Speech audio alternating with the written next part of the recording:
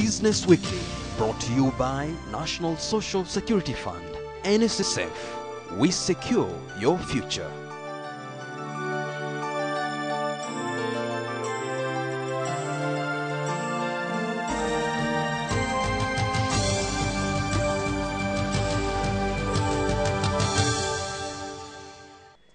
Kenya is described as a water-scarce country, yet year in and year out, during the rainy season, the rains cause major havoc in most parts of the country. And what's more worrying is that a lot of water is lost, goes to waste every year due to lack of proper water management systems that could harness the water for use during the dry months. That's the focus of our feature tonight. And on the executive wing, we speak to Kirtesh Shah. He's the proprietor of Olengishu Farm in Kajiado, and he's learnt the art of water harnessing and reveals the fortunes that could be made in harnessing water, harvesting water. But remember, you can send in your thoughts and opinions to 8041 or to the email address ktnbizweekly@standardmedia.co.ke. Good evening and welcome to this edition of KTN Business Weekly. I'm Michael Oyer.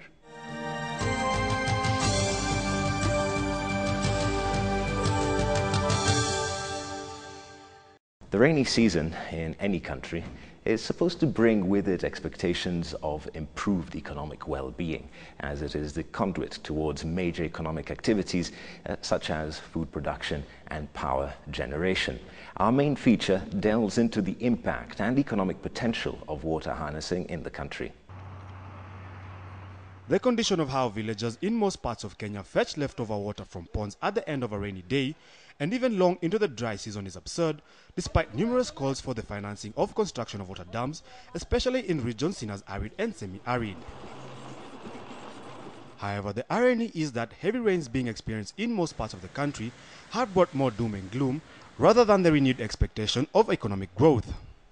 For some time now, cases of floods right across the country have resulted into deaths and massive destruction of property. But you would ask, what does Kenya, a relatively water-scarce country, do with all the excess water during the heavy rainy seasons? The policy direction with regard to water services was also not very strong before. You see, the government or the policy makers were not putting a lot of emphasis on water development. Very little indeed has been done. And I want to take you back to a few years ago. If you look at Kiambu County here, all the coffee farms that was then 50 acres and above had a dam. Each one of them had a dam. They retained the water, they pumped the water, they irrigated coffee, and they had a good crop throughout the year. That did not happen outside. It did not happen in small-scale farming, where it will have to be driven by the government coming in to put in money to put dams. Much of Kenya typically receives less than 800 milliliters of rainfall per year. The dry season, which occurs from June to October, requires water storage in many parts of the country, yet there has been little funding for the water assistance project, and much of the cleanest water around, that which falls from the sky, has been left unharnessed. Kenya particularly needs to harvest as much water as possible. Within this sub-region, Eastern and Southern Africa, we are among the most vulnerable in terms of drought. It's only about 20% of Kenya's land that is arable. If 80% of our land is not the best of agricultural land because of water limitations, then naturally harvesting that water when it comes, like now, May is the wettest month in any year. If you could harvest a fraction of that water and direct it to these areas that are marginal in terms of their rainfall, yet with a little bit of rainfall they could become very productive. Unfortunately, all rainy seasons precede a dry spell, whose outcome is famine and hunger. People and livestock perish from an undersupply of water, while during the rainy season, as it is now, the same reoccurs. According to the Ministry of Water, in 2009, the government endorsed the Water Storage Strategic Plan that seeks to enhance the country's ability to harness rainwater. To this end, the ministry commissioned the construction of 5 medium to large-scale dams right across the country. They include Badasa Dam in Marsabit, Chemususu Dam in Baringo, Kiserian Dam in Kajiado, Sasumua and Murumba Dam in Machakos County. The dams are expected to be completed by the end of 2013, bringing a total of 21 million cubic meters of water into use. We normally want to put them up in arid and semi-arid areas. The second, of course, are the technical considerations, where you have to have the right topography, the right soil type also, that will give us a maximum impoundment of a dam. The more users we can put to such a structure or such a facility, the better. If we have potential for irrigation, we have potential for hydropower generation, we have potential, of course, for water supply. That combination also is important. You require a bit of capital investment because you require to do the dams, and dams are not cheap. Maintenance of dams is not cheap either. But can we go back and remember how Egypt has been able to feed itself? It's through Aswan Dam. I don't think Kenya has actually lagged behind. It's probably average. Most of African countries are underutilizing their water. On the other hand, it should go from average to one of those that are pioneers in this area because it's the most vulnerable. It's one of the few countries that are very vulnerable. We have a population that is growing very fast now, well over 40 million people. But when you take that population and you take the land that is fit for agriculture being only 20%, then you need to put this high on your priority. Further to this, there is a proposal to have a water management oversight authority that will make it mandatory for developers to come up with water harnessing technology before their projects are even approved, a move supported by the private sector. We have put in that bill provisions that will allow the authority that we are proposing to create to make rules regarding water harvesting at household level. Not only household level, but at house level. You could come up with requirements that before you approve any construction, say within Nairobi or within the counties, before you approve any construction, that there has to be provision for water harvesting. In other words, there'll be provisions that you do an underground tank. The economic potential of harnessing water is huge. For starters, Kenya has been subject to the vagaries of weather as it continues to rely heavily on red-fed agriculture. This has seen the country experience poor yields that have affected the ability to be a food-secure nation. It is, however, argued that the impact that could result from water harvesting is huge, right from stabilizing our import bill by reducing food imports to stable hydropower generation. Water is the basic platform, the basic requirement for nearly all economic activities, for our lives, for industry, and for everything, for food security. So one of the things, actually, one of the targets that we have in water harvesting is to increase food security. From an economic point of view, it makes a lot of sense if you can be able to produce your food in a sustainable manner. Sustainable in the way that you'll be able to be assured of how much you are producing in 1 year because you are doing it by irrigation. So from an economic point of view, it makes sense because you stabilize your economy and therefore your macroeconomic instability or stability is not influenced by prices of food going up and down, mainly because that is seasonal. I think one of the major economic benefits is agricultural growth. This is a country that depends on its agriculture to drive its economy, the different agribusinesses. Agriculture contributes significantly to the economy of this growth. So if you allow extended production or bring in areas that are right now not under production because of water deficits, then you would have an economy that is growing. You would have a food secure nation. It contributes significantly to our food security. Are the government's water harnessing strategies timely? And are we as a nation making good use of our natural resources, one would ask? All this said and done, it is time to improve on the fortunes of a relatively water-scarce country by maximizing on our storage devices and more so, harnessing this very precious commodity, rainwater. For KTN's Business Weekly, I'm Michael Karanja. Olympics is about preparation. It's about preparation and then it's about competing and then winning. Olympic, just like any other field, is a career. On the executive wing, we look at the changing trend of farming in Kajiado County, an otherwise dry region that has embraced water harvesting to boost crop production and animal farming.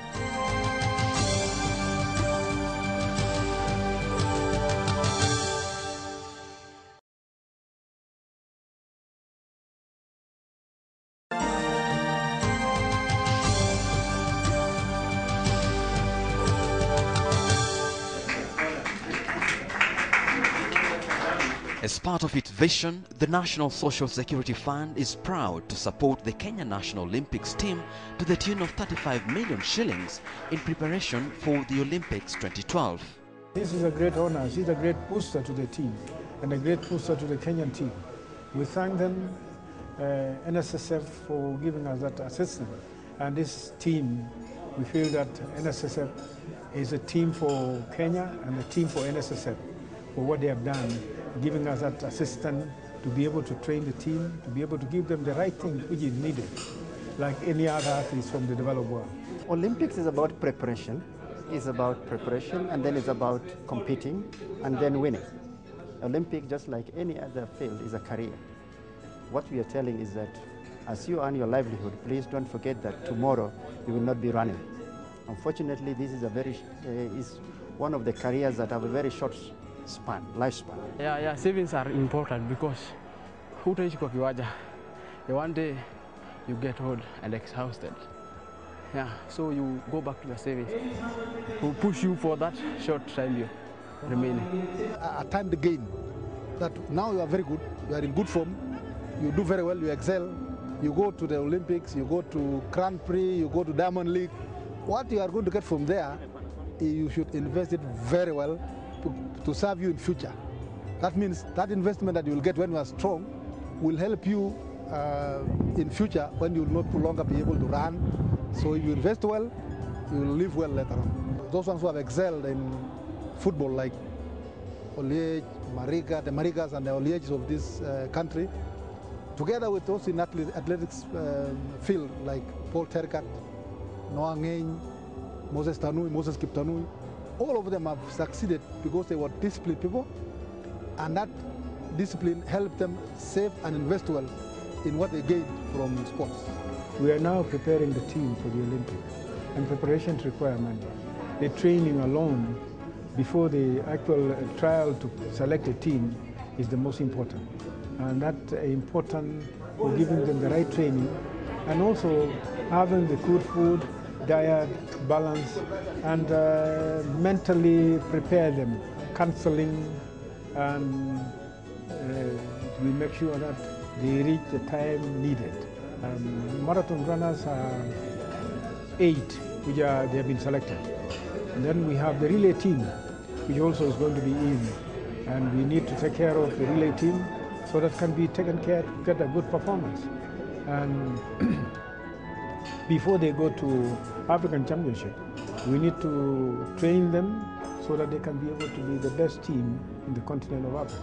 The only thing that actually unifies Kenya more than any other thing is our athletes. When they sweep the medals, when the national anthem is played, each one of us will tear up. I think the only other political event or any other event that came close to athletes was the promulgation of the Constitution. We want to be part of that national pride. We in the National Olympic Committee are working hard, day and night, to see that those who have qualified, they need to be exposed, they need to be trained, they need to be taken care of, and be able to come up with a huge success in the coming Olympic in 2012. We think that money invested in our youth, especially our national heroes, is money spent well. We believe that that money, we will get returns of that money many times forward.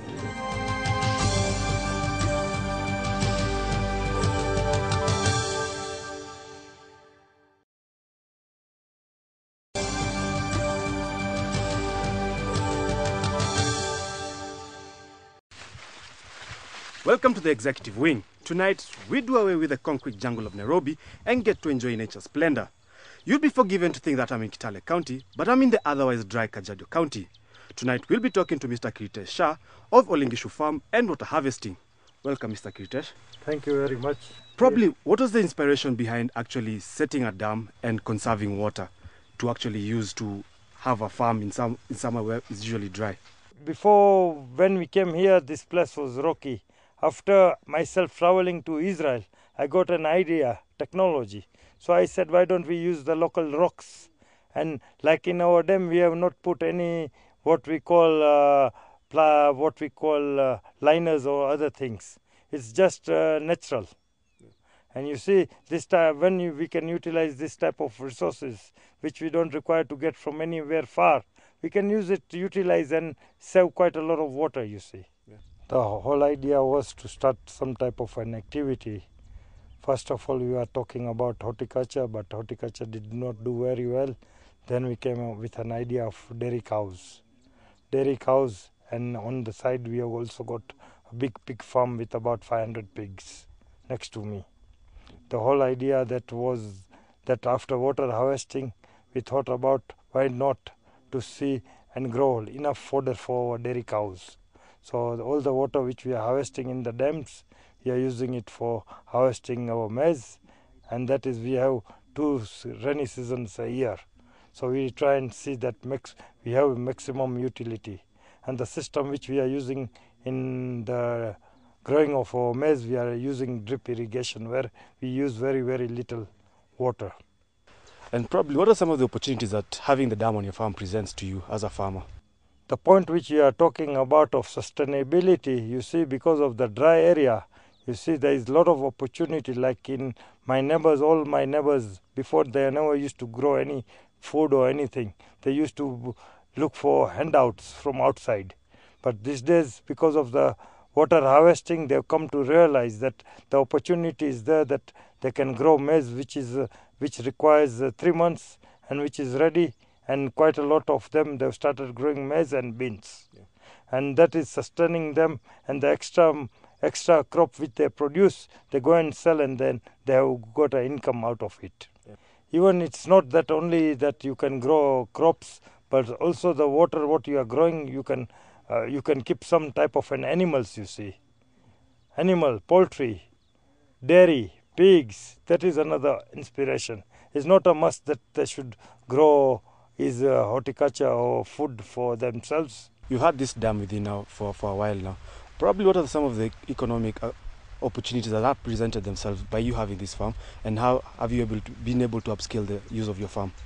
The mainly dam I'm using for horticulture, for growing a lot of fodder crop for my dairy cows, where at the moment I got 100, and which I want to take it to about 500 dairy cows in next 5 years. Given that this is actually a sort of a dry area, what impact has it had on the community? Since I've started the farm, the community people around the area have adopted. Like now when there is holidays, the children, they come and look into the farm and they come and work around here. And again, when they go back, they start doing their small kitchen garden. And this has really helped the community around the area. As we were coming now, we have seen a lot of small households that have started growing what we call maize, tomatoes, capsicum, fruit, and all lots of vegetables. Before, there never used to be this type of activities, because this was all nomadic. You see, the Maasai community, they have never known about agriculture. But now they have become very serious, and again they have started adopting our kettles, graded kettle. Like now, what we do in our farm, that we manage to give them the bulls at no cost. So they try and change the animals for breeding line, yeah, for milk, and they are very happy. Kenya is a country probably used to 2 rainy seasons in a year, which sometimes come heavy. What are some of the initiatives probably government can put in place where people actually harness this water instead of it going to waste year in, year out? Actually, the initiative should be that it's the leaders who should be talking about, after visiting the farm, the people who are around here, that they should make sure that why should they let the water go out? because again there is a lot of controversy. Another thing, NEMA is starting to come up with an idea that why are you harvesting water regulation. This is not the case. You see, people should have a motto that why don't we start building gabions and other things to conserve water. And during the dry season it really helps people to utilize that water. And you see, in Kenya we have only 2 rainy seasons. One is April, May, and another one is October, November. So that is what I should inspire people. Let us build more of these types of dams and encourage at a local level. Even people have big land, it's better to get together and work a dam in each and every constituency in the country. Now we are going to a county level, so we should compete with all the counties. They should see the challenges. There should be type of competition for production of more food and other things. Okay. All right, thank you very much. That has been Mr. Kitesha of Olengishu Dairy Farm. He was telling us more about the impact and economic opportunities presented by water harvesting. This has been the Executive Wing.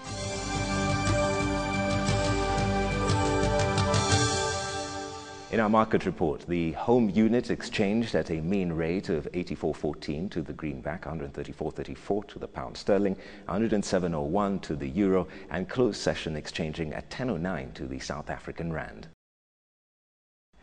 Well, that's all we had time for on this edition of KTN Business Weekly. Thank you very much for watching from the entire KTN Business Weekly team. And remember, you can share your thoughts and opinions with us. The email address is ktnbizweekly@standardmedia.co.ke and the SMS number 8041. From the entire team and myself, Michael Oyer, good night.